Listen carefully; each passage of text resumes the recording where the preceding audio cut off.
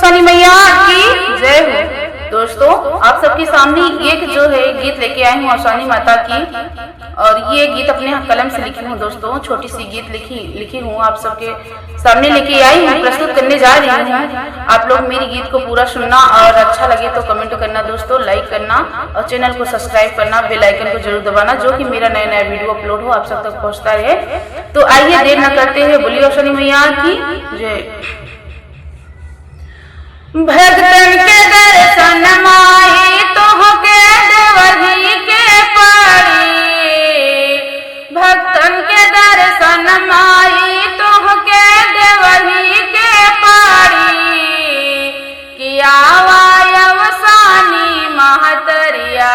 तोहके अवही के पड़ी, किया अवसानी महतरिया तोहके अवही के पड़ी, किया मोर मयरिया तोहके अवही के पड़ी, किया मोर मयरिया तोहके अवही के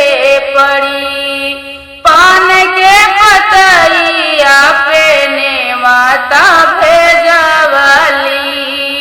नेवता भेजवली माई नेवता भेजवली, बिफट दिना दूर दूरिया करवली, दूर दूरिया करवली, दूर दूरिया करवली। भोरे मयरिया मोरी दुआरिया अवही के पड़ी, भोरे मयरिया मोरे दुआरिया अवही के पड़ी, किया अवसानी महतरिया तोहके अवही के पड़ी, किया मोर मयरिया तोहके अवही के पड़ी, किया अवसानी महतरिया तोहके अवही के पड़ी। चौका पुराई माई कलशा धराई, कलशा धराई माई कलशा धराई, पान फूल गौरी ढरकी चौके धराई,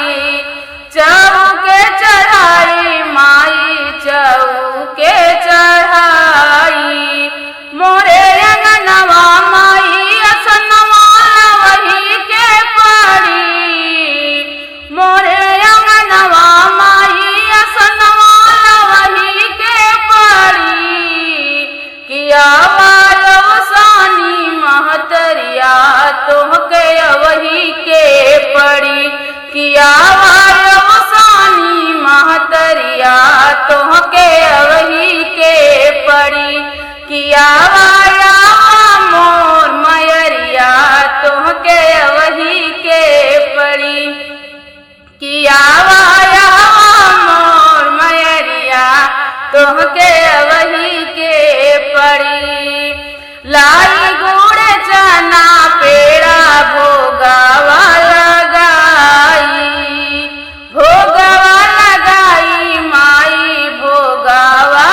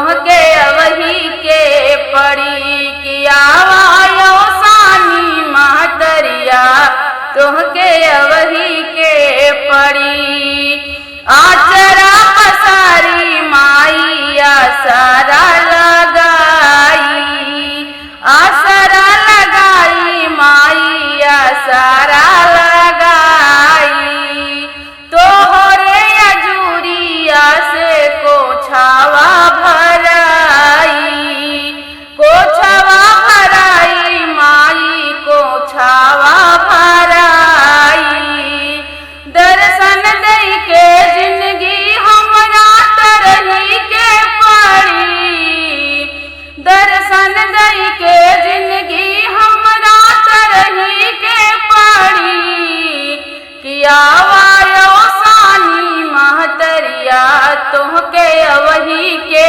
पड़ी किया वाया मोर मयरिया तुहके अवही के पड़ी किया वायो सानी महतरिया तुहके अवही के पड़ी दाद के चरनिया माई मांगीला मांगानिया दाद के चरनिया माई मांगीला मांगानिया कंठ विराजा हमरे माई वरदानिया कंठ विराजा हमरे माई वरदानिया सूरताल ज्ञान माई देवही के पड़ी सूरताल ज्ञान माई देवही के पड़ी त कुसुम पाचरा सुनई है माई सुनही के पड़ी त कुसुम पाचरा सुनई है माई सुनही के पड़ी किया वाया मोर मयरिया तुहके अवही के पड़ी किया